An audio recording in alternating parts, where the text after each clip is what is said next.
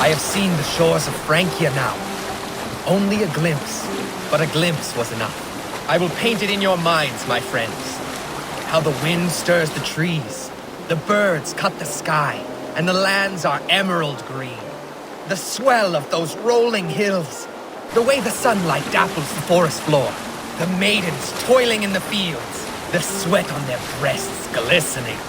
Oh, yes, how their firm buttocks tighten as they bend to pick sweet flowers. And the way they speak, even an insult sounds like an invite. What else might they do with such elegant tongues? Oh, don't say you weren't thinking the same. One day I will make that land my home. And those maidens will be mine.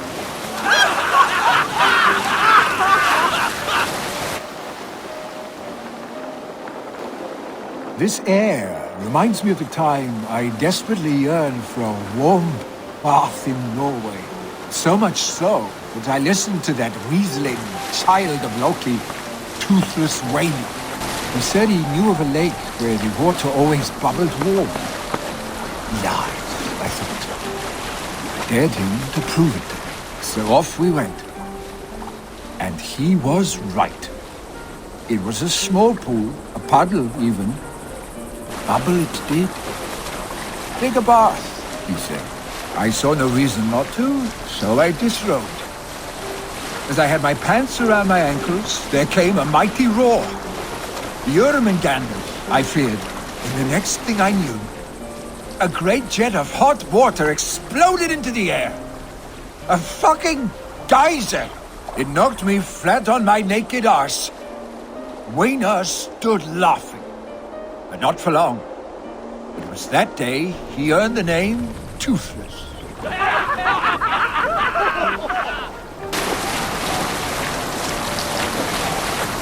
During my 19th winter, King Styrbjörn ordered the construction of a new longhouse. The splendid hall you now see at Fornburg. To build this longhouse, he employed the help of 20 men. I was among them, as was Fradi, the strongest and stoutest man I had ever seen. We set about felling trees and hewing wood for timber. Fradi Sailing here is not possible! Dropping 41 trees in only 2 days. On the third day, a spindly man called Nar was near upon felling his first tree. He had hacked it all the way around like some mad animal. When the tree fell, it did so in a direction he had not wished. Straight down upon Fradi. Nar called out, but it was too late. Fradi had only enough time to turn and face the doom bearing down upon him. With that, he raised his arms to embrace. The force of the trees falling drove Fradi deep into the snowbank, yet his arms never let go. He held that angry trunk as a lover. Like hounds, we scooped at the snow to reach him. We found Fradi 10 feet down, alive but in pain, still bearing the tree upon his shoulder.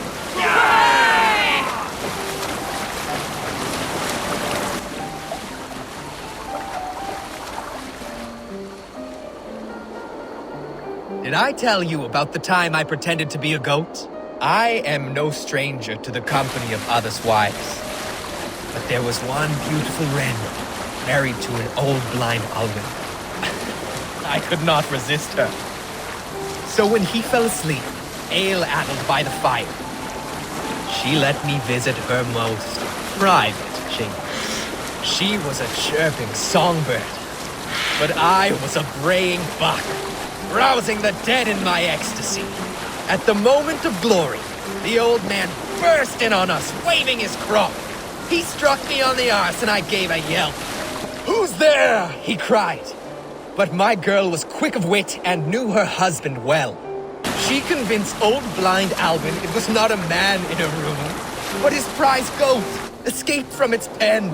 He dragged me by the hair, down on all fours to the barn, where he bolted it fast. I spent the night lying in straw and shit. Still, the best night of my life.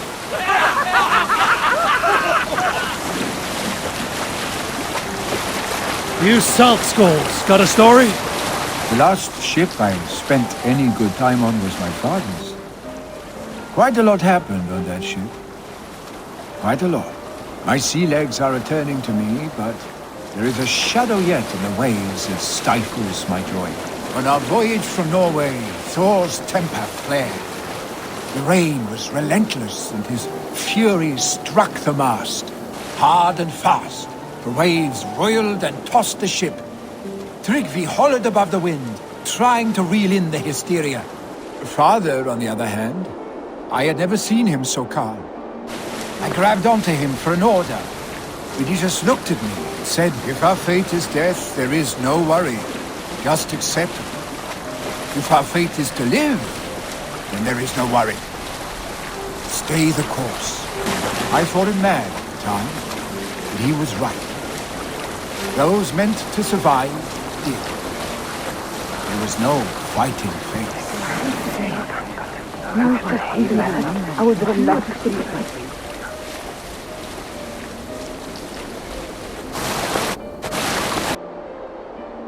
Sail out! We need an epic tale.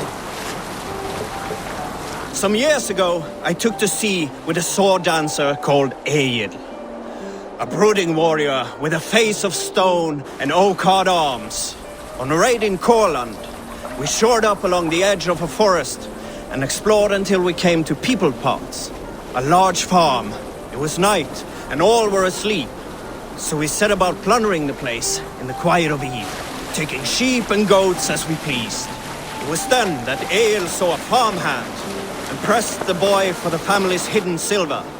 The farmhand squawked like a crow.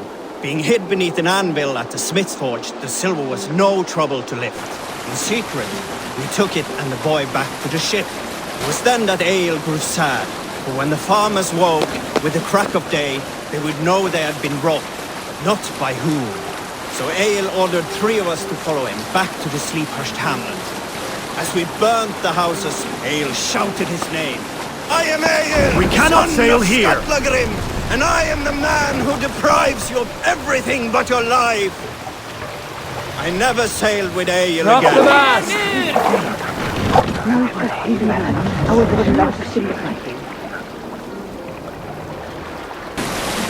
You remember the girl Astrid, Eivor? I asked her to come with me when we left, but she was to wed another. A deal her father had arranged.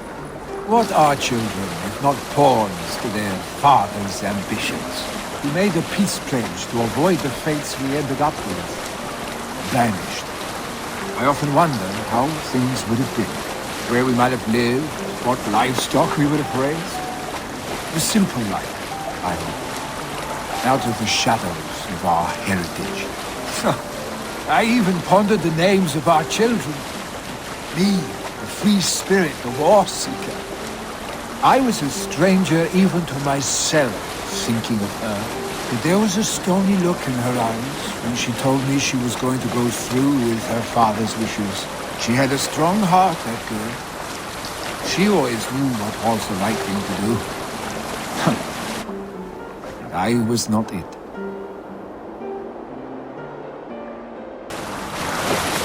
I came to England too late. That is the problem. The sons of Ragnar have shorn her of all possible glories.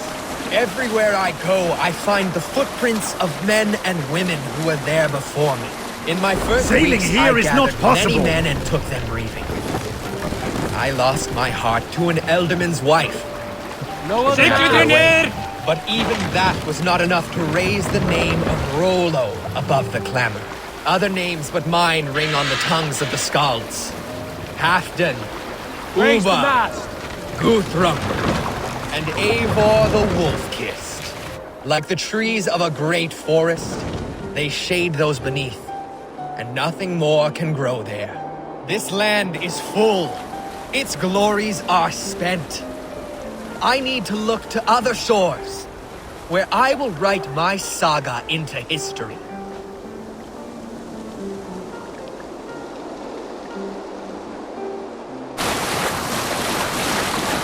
I often think on Estrid and my time in Essex. I was almost a year younger, and more foolhardy then. Once the sight of her filled me with tempest. But those storms have calmed now. She did not giggle nor swoon like many girls I know. Wit was her weapon. She could unman you with one swipe of her tongue. But such grace, such light.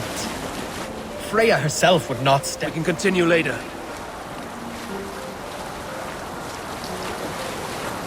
Wait.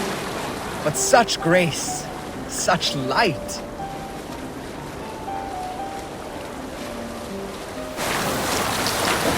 All right, back to the story. But such grace, such light. Freya herself would not step with such elegance. Her gaze blinded me. Her words cut me down, raised me up, made me a wolf, a lamb, a babe, a sage. Wiser men than me have been made fools by love. But not all of them take the lesson from it that I have. When I marry, I will take an equal. No more, no less. A woman worthy of me, as I will be of her. We cannot raise the sail here. You salt skulls, got a story? Have you seen the size of the sturgeons in these waters, any of you? Dwarves, most of them. But these vast cold waters hide a monster the likes I had never seen. When I was fishing with Tryggvi once, I dared to believe we had hooked a giant creature. A monster worthy of song. It must have been hours into the fight. The creature would not give. It would not budge. Untiring. No other Immovable. I would not yield to a fish. I pressed on and slowly a silhouette emerged from the depths. Thrice as big as our boat. Then a flash of armor. Plated silver on the water's surface. A sturgeon, surely. Sail! Flashed violently, and then it was gone. I fell off the boat. Tryggvi too. Cold was the water, but nothing rivaled the smart of shame, having been thwarted by our dinner.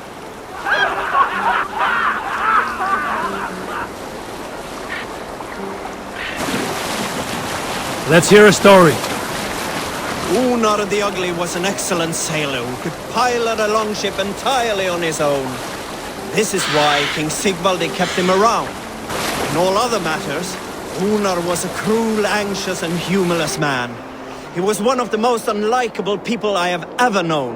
One year, I recall we had invited some Carls from the Yngling clan to dine with us.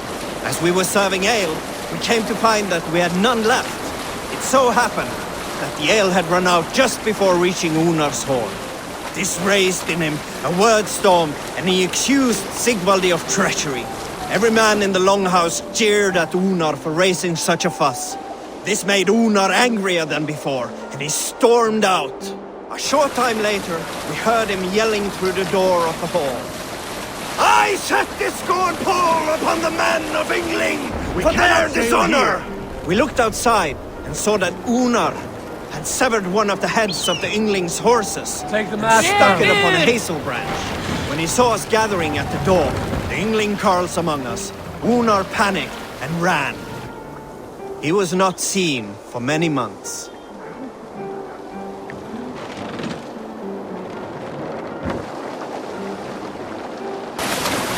Death follows in my wake. I do not seek it out, but it is always there, nipping at my heels like a faithful hound. Gilly was my first kill. He was 12. Nest, sail! I was 6. He beat me every day. To my eternal shame. One day, I'd had enough. I decided to play a trick on him. I stole his mother's torque and tied it to the tail of the Jarl's horse. Run up! Then I sail! let him chase me into the stables, where I hid. He saw the torque and went for it. And when he did, I took my stick and whipped that stallion right in the balls. The stallion bucked, kicked Gilly right in the face. He never bullied me again after that. You know, because he was dead. That was the end of Gilly's saga.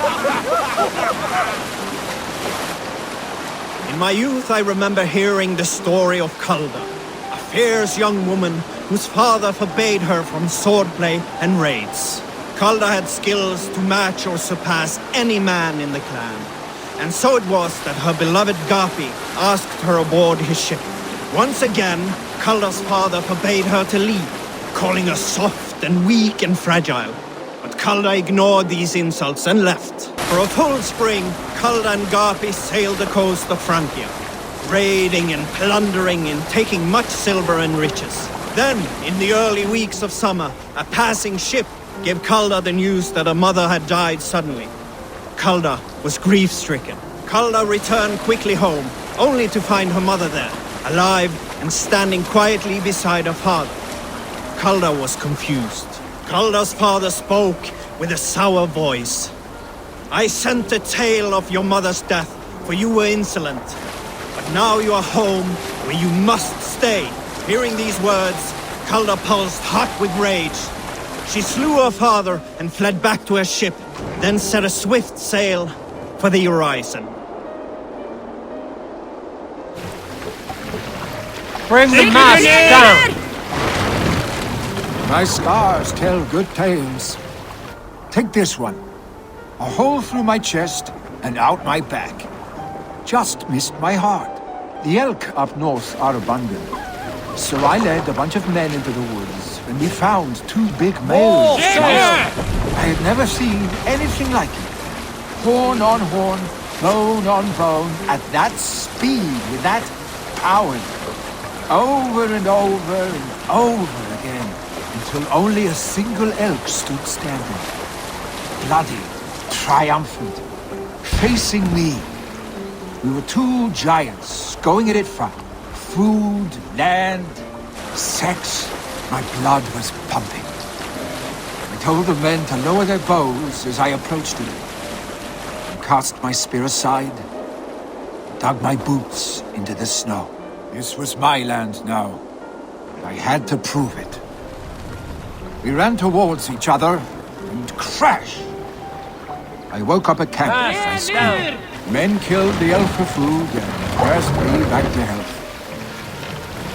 The first lesson England taught me.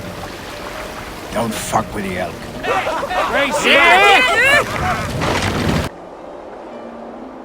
I knew a crazed man about my age called Rokur. We had taken to calling Rokur the rodent for his habit of collecting. For 20 years he collected axes of all make and size. He had never seen a day of battle, but he swore to Thor that in his 31st year, after drinking too much ale, Rokur seduced another man's wife. That man called a holmgang against Rokur. Rokur accepted the holmgang, and on the agreed-upon day, he laid out 12 of his axes and asked, "Which of these will I use to slay you? Will it be Bone Splitter?" he said. "My bearded blade inscribed with say the runes, affixed to a handle of English oak? Or Blood Fountain," he continued. "My Dane axe, which swings through the air on 2 hands with the speed of an arrow's flight. Or might it be Twin Wolf Wounder?" Let the sail out! Rokur growled, growing even more bold. A fierce pair of throwing axes. At that moment, the man who had challenged Rokur brought a large stone down upon his head. Rokur died instantly, and his axes were given away as gifts.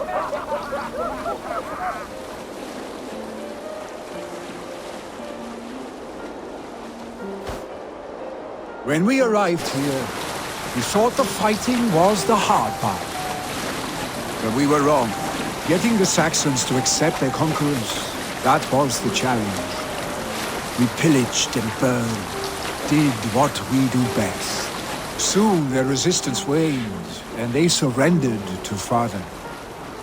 In his wisdom, Father sought not to rule by fear. He bid the locals show us their way of life. He accepted them and theirs, their ways, their culture, their God. Not all our people saw eye to eye with Father, and some made their displeasure known, challenged their Jarl. Oftentimes, Father quelled the unrest with reason, and sometimes The square was drawn, and the blood of kinsmen was spilled. I once asked him why he would kill his own over the lives of these Saxons. He would only say, there are no Norse or Saxons here, son. Not anymore. Not if we want to survive the ages to come.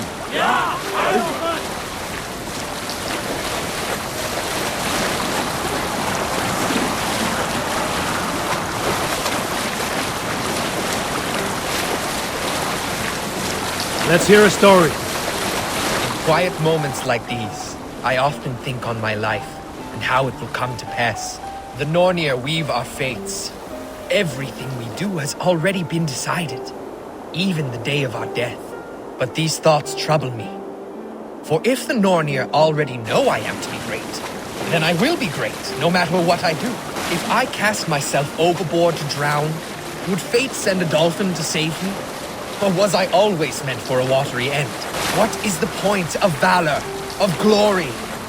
If I slay 100 men, am I a hero?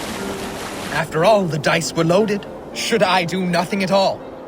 Why make an effort when I could stand here and let my fate come to me? Or does heroism lie in not knowing one's fate? Facing your end, whatever the winds of the gods. Perhaps the true measure of a man, the full span of his worth, is how little he gives a shit. There was a woman called Nal, who came by ship to Fornburg and heralded, demanding to meet King Sigvaldi, Styrbjorn's father. Nal was from Gautland. She was tall and rugged and strong, and everyone who walked near her said she smelled of men's blood. When her message was sent to our king, Nal was made to wait a full day. Yet she did not complain. She watched the waves and sang songs. Night came and went, and still Nal sat by the shore of the fjord singing her songs. She skipped rocks with children and smiled. As the afternoon of the second day approached, King Sigvaldi's messenger reappeared. They spoke quietly together. At last, the messenger stood back and waved to some men nearby. 3 men bearing 3 chests of silver approached quickly. They set the chests of silver in Nal's ship and stood back. Then Nal stepped forward, swinging a large, bloodied sack before her. Nal opened the sack and emptied it on the shore. 7 pairs of hands tumbled to the ground. Nal then mounted her ship and sailed away.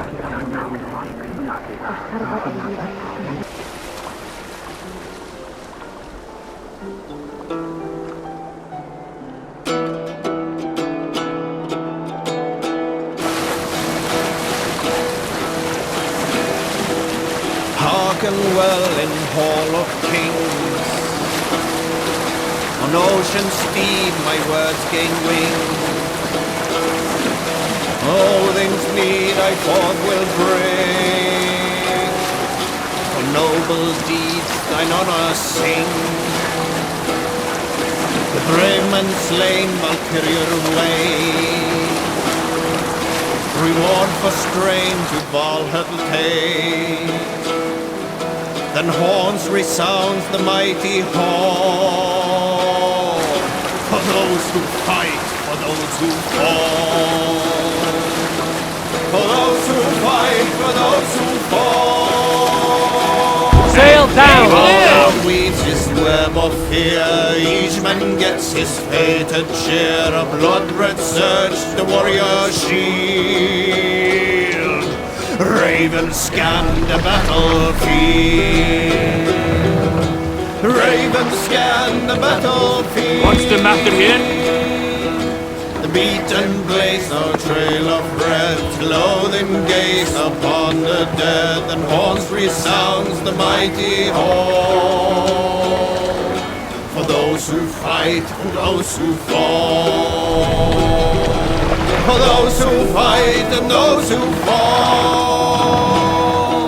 May horns resound the mighty hall. For we who fight, for we who fall.